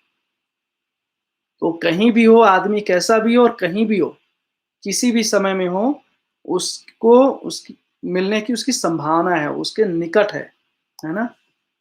तो पहले ये था कि ज्ञान किसी एक खास भूमि पे ही होगी, है ना? वो भारत में होगी, कहीं और होगा। एक और बड़ी अच्छी बात याद आती है, जब हम लोग यहाँ आ रहे थे, तो बाबा जी ने एक बार बोला अ, कि इसको वो कनाडा नहीं बोलते थे बाबा जी। बाबा जी हमेशा कनाडा को अमेरिका ही मानते रहे और अमेरिका बोलते रहे। तो बोले कि देखो, ये तो भारत की धरती पे प्रमाणित हो गया ये बात, है ना? और लोग मानते ही हैं कि ये भारत पुण्य भूमि है, ऐसा मानते हैं। ये बात सर्वभूमि में प्रमाणित हो सकता है। उसको तुम अमेरिका में प्रमाणित करो। तो ऐसा बोला। इसका मतलब क्या है कि इसके लिए कोई जगह विशेष की बात नहीं है। गोरे-काले की बात नहीं है। इसको हर मानव समझ सकता है और कहीं भी इसको समझ सकता है, इसको प्रमाणित कर सकता है, और ये हर जगह निकटवर्ती है। उप उपलब्धि का प्रमाण यह मानव परंपरा में व्यवस्था पूर्वक स्पष्ट होने का संपूर्ण गौरवमयी ढाँचा-खाँचा होना पाया जाता है। तो उपलब्धि का प्रमाण क्या है? कि यह मानव परंपरा के अर्थ में पूरी उपलब्धि की बात है, और ये जो व्यवस्था पूर्वक स्पष्ट होने से गौरवमयी ढाँचा-खाँचा, एक उसका पूरा ढाँचा, स्ट्रक्चर बाबा जी ने एक प्रस्तावित किया है, वो परंपरा के रूप में हमको मिलता है। ऐसा ढाँचा-खाँचा अथवा यह वैभव मानव का परावर्तन प्रत्यावर्तन विधि से प्रमाणित हो पाता है। इसका दूसरा कोई मापदंड व प्रक्रिया होता नहीं।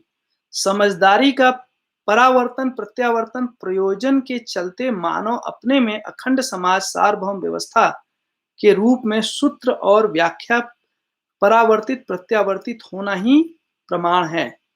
तो परावर्तित प्रत्यावर्तन के प्रमाण के रूप में क्या देख रहे हैं? वो है प्रयोजन। और क्या है प्रयोजन? अखंड समाज सार्वभौम व्यवस्था। तो जो अल्टीमेट हमारा जो गम्य स्थली है, जहाँ जो हमारी यात्रा है, इस यात्रा का जो पू पर डेस्टिनेशन है, जहाँ हमको पहुँचना है, वो है अखंड समाज सार्वभौम व्यवस्था। यही हर मानव का प्रयोजन है। यही अध्ययन, अध्यापन, मूल्य, मूल्यांकन, समाधान, समृद्धि, अभय, सह-अस्तित्व के रूप में प्रमाणित होना अर्थात सुलभ व स्वीकृत है। तो क्या सुलभ होना, क्या प्रमाणित होना, क्या सुलभ होना? वो है अध्ययन, इसके लिए अध्यापन, मूल्य, मूल्यांकन, समाधान, समृद्धि, अभय, सह-अस्तित्व। यह प्रमाणित होना ही परावर्तन प्रत्यावर्तन का प्रयोजन है। यह प्रमाणित हो जाए, यही परावर्तन प्रत्यावर्तन का प्रयोजन है। यही मानव परंपरा का भी प्रयोजन है। तो अंत में मानव परंपरा होने का क्या प्रयोजन है? इसी का प्रमाण। यही नियति विधि से गम्य स्थली है।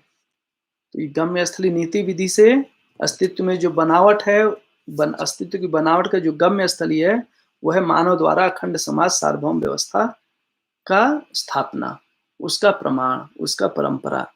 यही सर्व मानव की आवश्यकता है। यही हमारा जो सभी मानव है, उसकी जो अल्टीमेट जो नेसेसिटी है, जो मुख्य हमारी आवश्यकता है ना? जो जिसको हम आवश्यकता कह रहे हैं, आवश्यकता यही है कि अखंड समाज सार्वभौम व्यवस्था स्थापित हो जाए।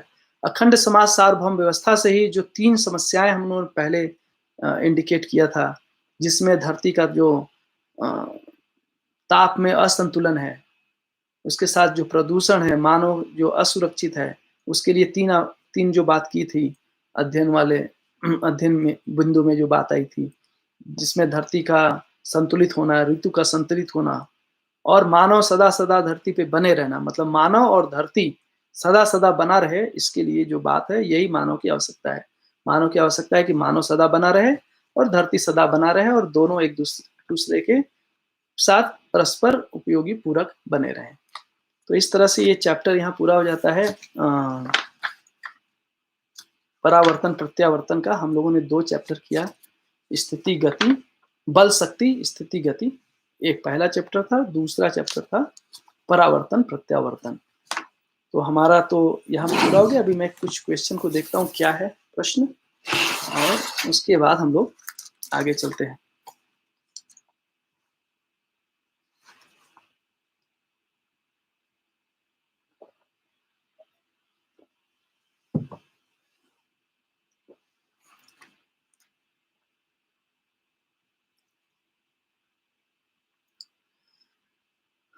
पहला प्रश्न है, हेमंत मोहरीर भैया का है कि विवेक संपन्न विज्ञान, विज्ञान संपन्न विवेक समझाइए। संपन्न मतलब सम्मत, विवेक सम्मत विज्ञान। तो ये ज्ञान, विवेक, विज्ञान, ज्ञान तो आपको पता ही है कि बेसिकली जो ज्ञान है वो मानव में स्वीकृति के रूप में है, और जो विवेक है वो जीने में निश्चयन के स्वरूप में है, और जो विज्ञान है वो कार्य व्यवहार के स्वरूप में हमको दिखाई देता है।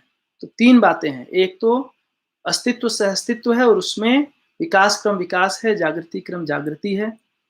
उस अस्तित्व सह अस्तित्व में हमने देखा कि जो विकास है जीवन है, और फिर मानव है, उसमें मानव का कोई एक निश्चित आचरण है। ये सब सारी बातें स्वीकृति की है।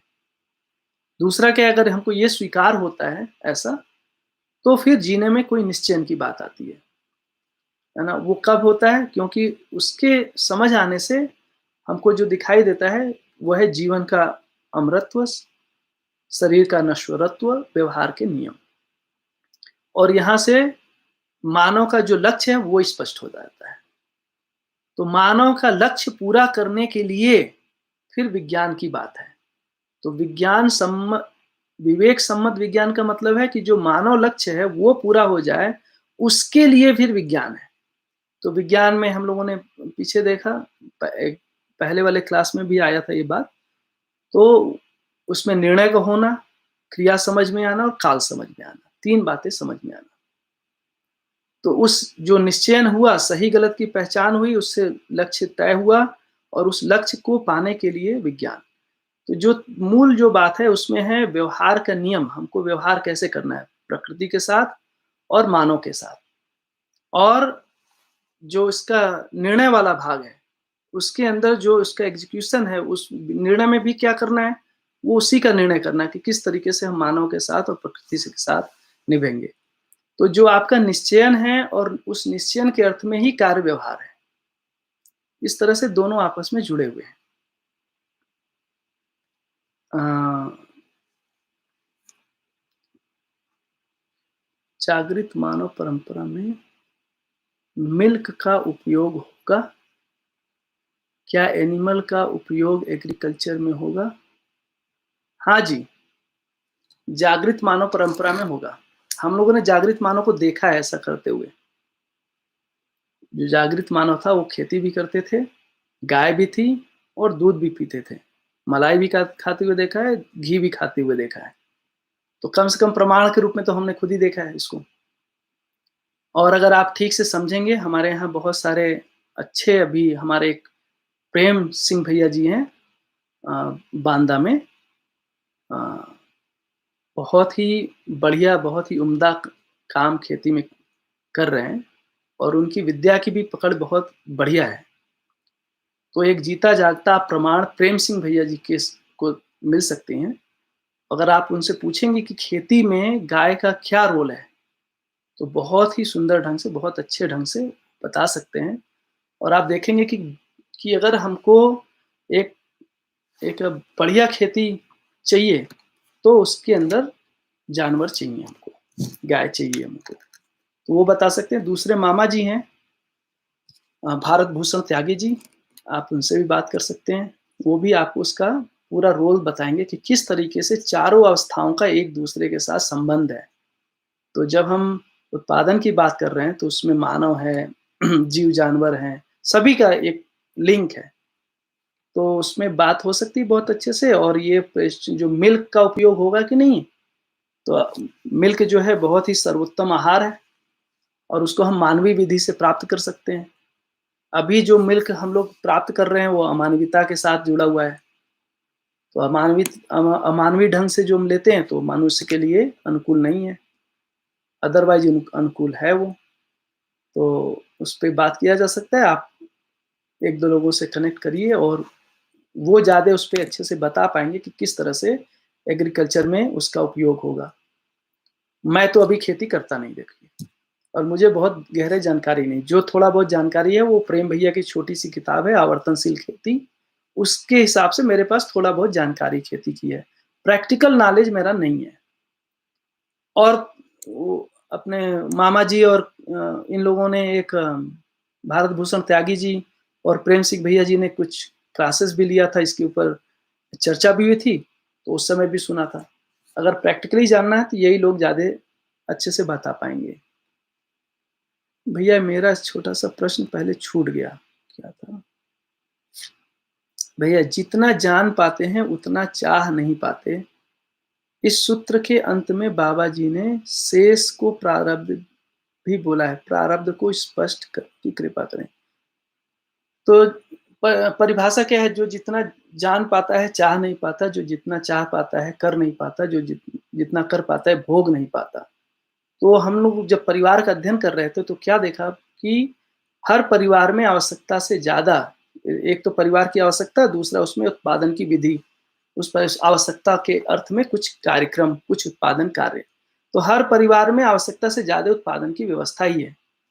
तो अभी जैसे हम लोग मान लो अभी घर में रोटी बनाते हैं, तो एक आदमी एक अगर 4 रोटी खाता है तो कितना बना सकता है? अगर आप ऐसा सोचें, तो पता चलता है 400 बना सकता है। हो सकता है 4000 भी बना दे 2-4 घंटे में, अगर ठीक-ठाक टेक्नोलॉजी वगैरह मिल जाए तो। तो क्या हम 400 रोटी खा पाएँगे क्या? नहीं खा पाएँगे। तो हमारे अंदर वो ताकत है। हम कितना पेड़ लगा सकते हैं, हम कितना खेती कर सकते हैं, हम कितने कपड़े बना सकते हैं, हम कितना जूता बना सकते हैं, कुछ भी।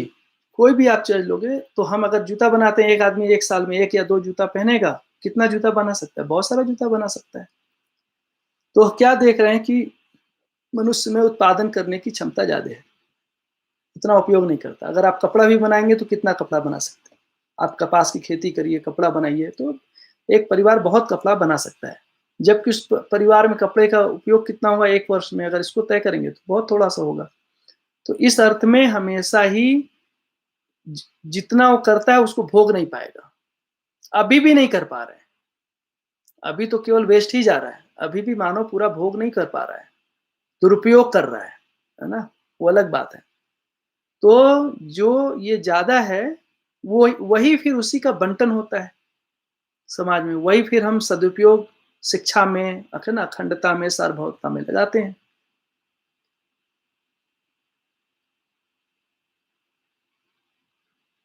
अच्छा,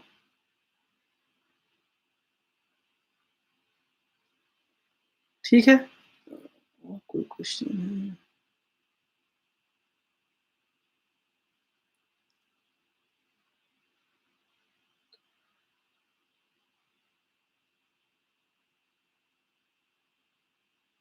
इसके बाद उमेश भैया का प्रश्न था प्रत्यावर्तन के उन्मूलन की, तो वो तो हो गया।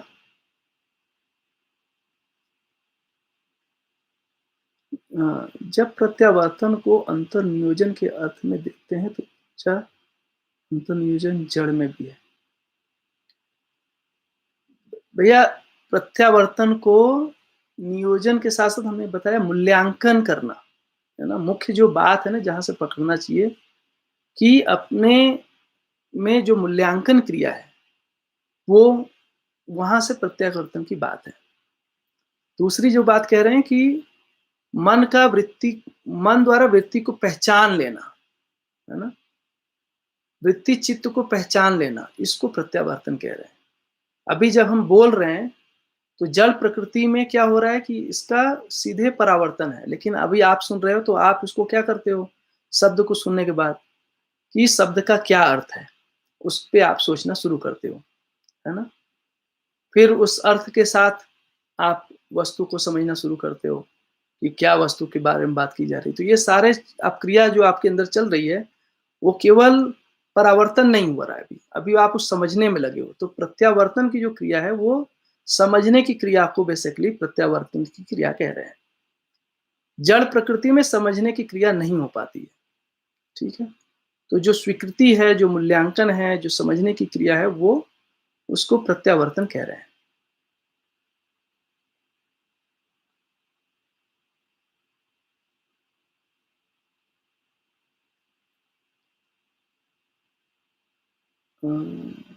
मेरे ख्याल से सारे प्रश्न हो गए। तो प्रश्न भैया सारे पूरे हो गए, अध्याय पूरा हो गया। अभी 10-12 मिनट बाकी है, लेकिन इसको हम यहीं पे पूरा कर सकते हैं। अगर कुछ और हो तो आप लोग लिखिए, अदरवाइज आप लोगों ने बहुत ध्यान से सुना, इसके लिए बहुत बहुत धन्यवाद। थोड़ा सा टाइमिंग यहाँ पे अलग होता है, तो टाइमिंग के कारण क्या हो रहा है कि जो हमारा रात का सत्र है, अ, वो थोड़ा देर में खत्म होता है, 11:30 बजे। फिर वो सोते सोते कभी क्लास करते करते जो शरीर है ना पूरी तरह से जग जाता है, और जगने के साथ क्या होता है कि वो फिर 12:30-1 बजे सोना, और फिर पुनः 5 बजे उठना। तो अभी 2-3 दिनों से ये क्रम चल रहा है। व्हाट इज मास ऑफ परमाणु? आप परमाणु के लिखना चाहती होंगी प्रतिभा दीदी। व्हाट इज मास ऑफ परमाणु? अच्छा, हाँ। तो मास दीदी ना, हमने ये जो बात कही थी कल कि यहाँ पे जिस तरीके से मास देख रहे हैं, वो कोई भी चीज है ना, किसी चीज, जैसे गिलास है ना, किसी चीज से मिलके बना है, ये पेन किसी चीज से मिलके बना है। तो जिन चीजों से मिलकर बना है, छोटे छोटे इकाइयों से, छोटे छोटे कणों से मिलकर बना है, उसको मास कह रहे हैं बेसिकली। ऐसे ही हर चीज किसी चीज से बना है, इंक्लूडिंग जीवन। तो जीवन भी अंशों से मिलकर बना है। तो जीवन में 61 अंश है निश्चित। जो हाइड्रोजन है वो 2 अंशों से मिलकर बना है। अगर उसके आगे जाएंगे, जैसे हीलियम है, तो हो सकता है वो 6 या इस तरह से अंश से मिलकर बना हो। कोई 20 अंश से मिलकर बना है, कोई 50 अंश से मिलकर बना है। तो कितने अंशों से मिलकर बना है, ये उसका मास है, आप समझिए। धरती भी ऐसे ही बहुत सारी चीजों से मिलकर बनी, उसको मास कह रहे हैं।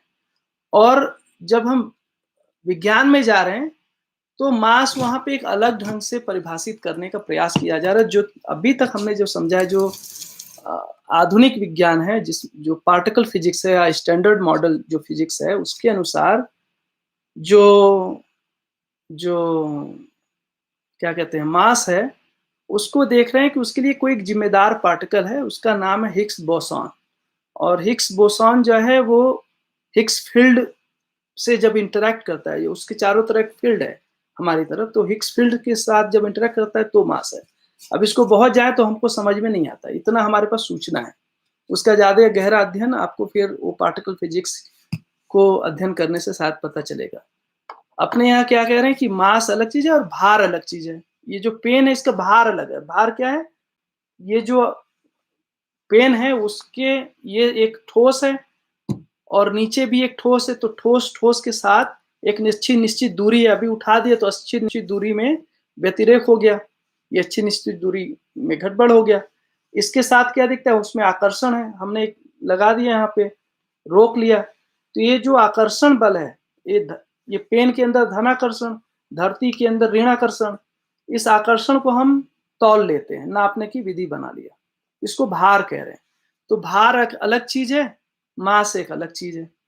मास का मतलब है किन छोटे चीजों से मिलकर बना हुआ है, भार का मतलब है उसके हम आकर्षण बल को तौल रहे हैं, तो उसको भार कह रहे हैं। विज्ञान सम्मत विवेक समझाइए। तो विज्ञान सम्मत क्या है भैया? तो विज्ञान में क्या है? निर्णय। किस अर्थ में निर्णय? व्यवस्था के अर्थ में निर्णय, व्यवहार के अर्थ में निर्णय, कार्य के अर्थ में निर्णय, इस अर्थ में निर्णय है। वो जो निर्णय है ना, व्यवस्था के अर्थ में, उसके अनुरूप विवेक का होना। तो विवेक में आप देखने जाएंगे तो निश्चयन है। निश्चयन किस अर्थ में है? लक्ष्य के अर्थ में। तो लक्ष्य क्या है? समाधान, समृद्धि, अभय, अस्तित्व। उसके साथ वो उधर से कम जुड़ा हुआ है। तो जो निर्णय है और जो व्यवहार का नियम है, इन दोनों के साथ एक जुड़ाव को आप देख सकते हैं। तो विज्ञान के सम्मत विवेक होना, हम जो अभी कर रहे हैं वो विज्ञान सम्मत विवेक। तो जो हमको कार्य व्यवहार करना है ना, उसके अनुरूप विवेक का होना। तो हमको कार्य में क्या होना है, व्यवहार में क्या होना है? तो न्याय। और कार्य के रूप में देखेंगे तो मान लो अभी समृद्धि, उसी को और फैला देते तो अखंड समाज, सार्वभौम व्यवस्था। इस अर्थ में विवेक में पीछे हमने बताया कि उसका मानव का लक्ष्य, उसका सपोर्ट वहां से है, और उसको वाइस वर्सा आप चेंज भी कर सकते हैं। और इन दोनों का अगर जुड़ाव देखेंगे तो मानवीयतापूर्ण आचरण, तो मानवीयतापूर्ण आचरण से जुड़ा हुआ है वो सब, है ना। ये जो व्यवस्था है और हमारा कार्य व्यवहार है और जो आचरण है, वो सब एक दूसरे से लिंक है। ठीक है। तो मैं थोड़ा सा आप लोग को बता रहा था कि जो टाइम कुछ इस तरह से हो जाता है कि अभी 2-3 दिनों से ठीक से सोना नहीं हो पा रहा है, तो शरीर में थोड़ी थकान आज ज़्यादा है, और इसलिए अभी जितना जैसा प्रस्तुति होना चाहिए उतना वैसा नहीं हो पाया, लेकिन फिर भी जो प्रयास था बहुत अच्छा था। आप लोग बहुत अच्छे से सुने, इसके लिए बहुत बहुत धन्यवाद। और हम लोग फिर मिलेंगे किसी समय में। और ये सेशन हमारे लिए भी बहुत उपयोगी है, बहुत सारे लोग करते जा रहे हैं, तो हम लोग भी यहाँ देखते हैं। यूजुअली हम लोग यहाँ थोड़ा जल्दी सो जाते हैं, तो हम जब समय मिलता है उस हिसाब से देखते हैं, डायरेक्टली ऑनलाइन तो नहीं रहते हैं।